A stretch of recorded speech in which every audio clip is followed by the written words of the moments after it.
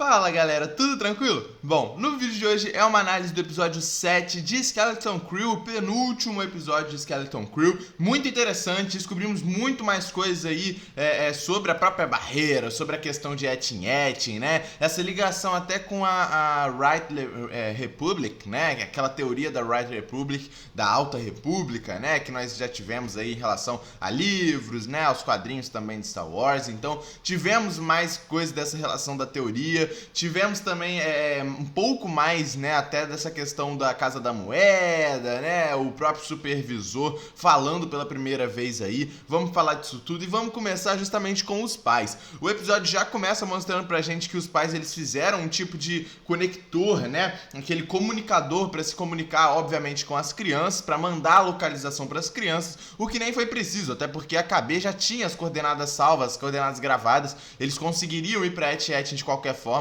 mas acabaram vendo, né, o comunicador. E por que os pais estavam sendo pegos? Por que os pais estavam sendo presos ali pela ordem, né, pela ordem do supervisor que comanda os droids? Bom, porque mandando aquele comunicador, talvez outras naves, outras pessoas poderiam ver aquela mensagem e talvez localizariam, né, aonde é etching, da onde está vindo aquela mensagem e achariam etching, né? E isso preocuparia o supervisor justamente porque etching não pode ser reconhecida, etching não pode ser vista por todo o tesouro que tem guardado ali. Por isso medo, né? E por isso prender os pais para eles não mandarem aquele comunicador para as crianças, o que não deu certo, até porque eles conseguiram mandar, né? E bom, nós vimos as falsas coordenadas de etching dadas por Jordan Nayud, o Capitão Silvo.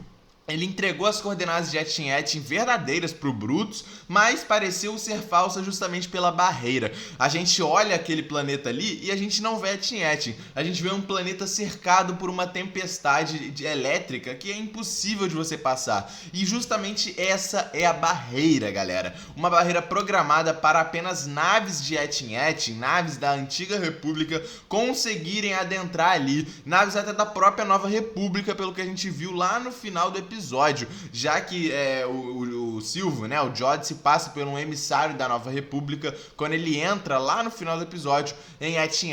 Então dá pra gente entender que sim, naves de etching da Velha República e da Nova República podem entrar sim, qualquer outra nave não consegue. E por isso, né, que quando a gente vê ali a nave das crianças, a nave estelar deles chegando também na mesma localização, na mesma coordenada, mostrando que, né, obviamente o Jod mostrou a coordenada verdadeira para o Brutus e para todos os piratas, e as crianças chegaram também a etching, mas, né, não dá muito tempo, até porque eles são pegos ali pelos piratas, pelo Brutus, né, e tal, são pegos justamente porque o Jod vê, né, que aquela ali é a entrada para etching. Eles tentaram até mandar uma nave pirata, não conseguiu porque ela foi morta, ela foi dizimada justamente pelo fato daquelas barreiras, né,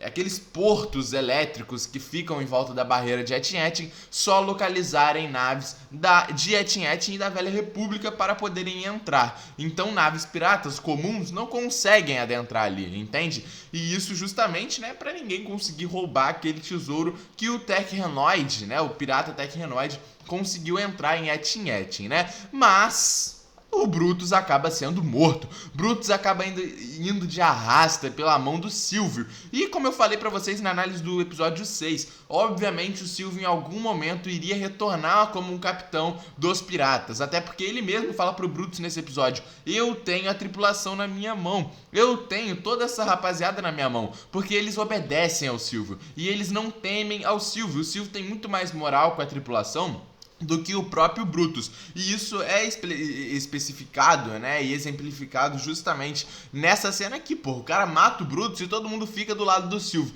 ninguém vai pra cima do Silvio, até porque, né, matando o Brutus, ele se torna, né, o novo capitão da nave. Então, justamente por isso que ninguém foi pra cima do Silvio, né, e agora ele é o capitão desta nave, né, e ele entra ali na nave estelar das crianças e tal, e nós vemos a comunicação. O comunicador teve efeito. Nós vemos a mensagem de cada pai para cada criança dentro da nave estelar. E um detalhe interessante é quando o pai do Win fala para ele, né, que eles deveriam saber de tudo isso que está acontecendo só quando eles fossem adultos e tivessem a sua profissão. Não eram para eles saber disso agora. E não fica muito específico o que ele está querendo dizer. Se é em relação, por exemplo, à barreira de Etin Etin, se é sobre os tesouros de Etin Etin, se é realmente sobre o porquê que Etin Etin é esse planeta isolado, né? Então, não dá pra gente saber ao certo o que ele quis dizer com isso. E talvez, né, se for em relação ao tesouro de Etin Etin, os pais saibam disso tudo, só não sabem quem é o supervisor por trás disso tudo. Os pais sabem do valor que é a Velha República, os pais sabem disso tudo, mas não sabem quem é o supervisor, não sabem o porquê proteger isso tudo e talvez nem saibam da Nova República. Então, a gente não sabe ao certo o que ele quis dizer com isso. Eu chuto que em relação à barreira, em relação a Etin Etin ser o planeta aí do tesouro, né? Mas os pais não sabem também de tudo ao certo, então ninguém sabe de tudo. Só que quando as crianças se tornam adultos em Etin Etin, eles sabem um pouco mais sobre o tesouro, um pouco mais sobre a barreira, né, e tudo mais em relação a isso.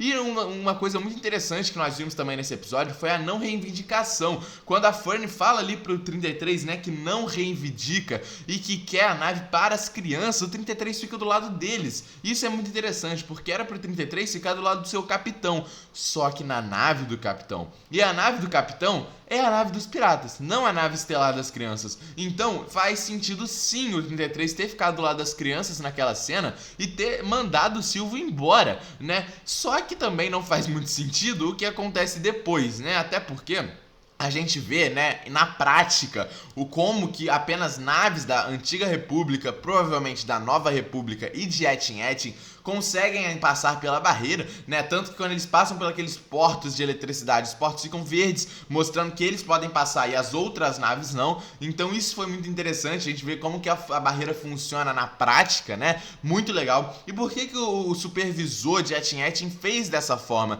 Justamente para ninguém, qualquer um, entrar ali e roubar os tesouros de Etin Etin, entende? E como que o supervisor entrou ali, né? Que na minha teoria é sim o Tech Renoid, né? E isso se liga justamente àquela teoria da Right Republic, da Alta República, né? E se realmente Tech Renoid for o supervisor, confirma também essa teoria aí da Right Republic. E bom, é o que eu acho, entende? Até porque essa nave estelar é uma nave pirata, e foi justamente a nave que o Tech Renoid usava, e ela estava em Etin Etin, ou seja, o Tech Renoid ainda estaria em Etin Etin, e ele programou isso tudo, sabe? Então faz sentido sim ser o Tech Renoid, né? E nós vimos eles chegando em Etin Etin, passando pela barreira com a nave estelar e chegando finalmente em Etin Etin. E a barreira é gigante, né? Tipo, ela protege um planeta que nem é tão gigante. E isso é interessante. E assim, 33 morto. Ok, 33 foi morto pelo sabre de luz lá do Capitão Silvio, do Jod Nanayud. Mas como que o Jod entrou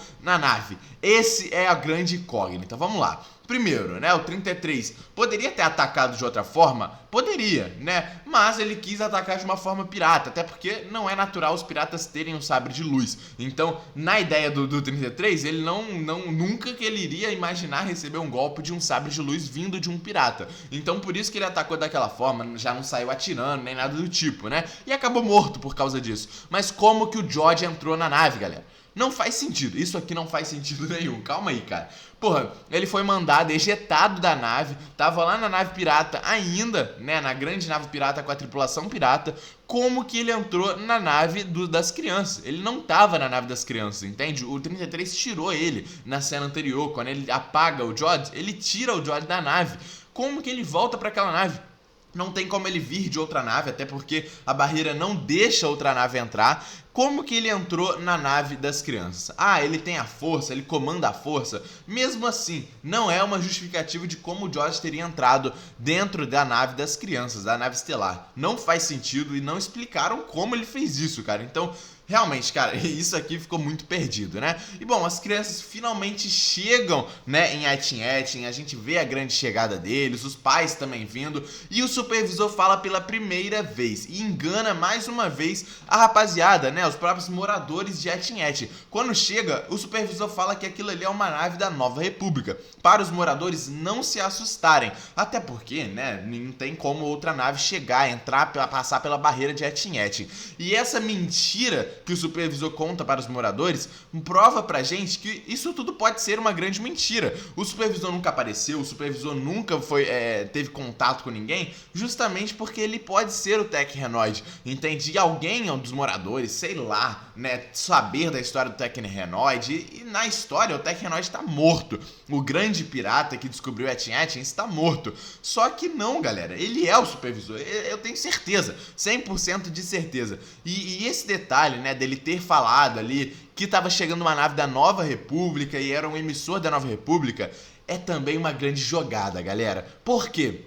Ele sabia que um emissor da Nova República, primeiro, não trataria o droid daquela forma, até porque a gente sabe como que a República é, eles são educados, né, eles são civilizados. Ele saberia, né, que não trataria o droid do jeito que o Silvio tratou no momento em que eles vão para o cofre, né, e para todos os tesouros ali de Etin-Etin. Ele também, o supervisor saberia que esse emissor da Nova República não perguntaria quantos cofres ele tem. Também não saberia como que um emissor da Nova República agiria vendo tanto tesouro daquele, como o Jod agiu, né, vendo todos aqueles tesouros, ficando louco, jogando tesouro em cima dele e tal. Ou seja, aquilo ali é uma grande emboscada. Até porque a gente vê os pais se reencontrando com os filhos, com as crianças.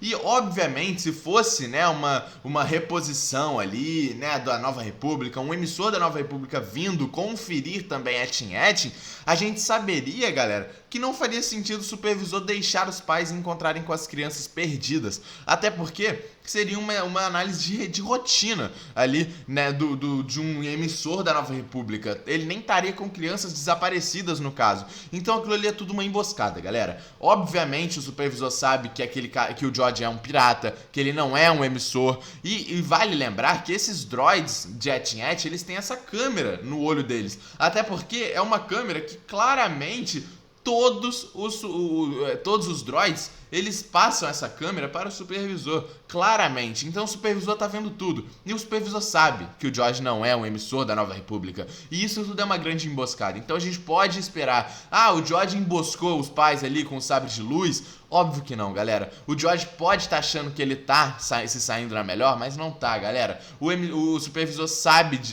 né, que o Jod é um pirata, sabe que ele tá ali querendo emboscar tudo, e ele tá na grande emboscada. E com certeza o último episódio, o episódio 8, vai trazer isso tudo pra gente, né, e vai mostrar que Tech Renoid tá vivo e é o grande supervisor. É a teoria que eu tô fazendo aí desde o episódio, sei lá, 4, que eu tô fazendo essa teoria com vocês, né. Comenta aqui o que vocês acharam desse episódio, deixa o like no vídeo, se inscreve no canal. Tamo junto e é nóis, galera.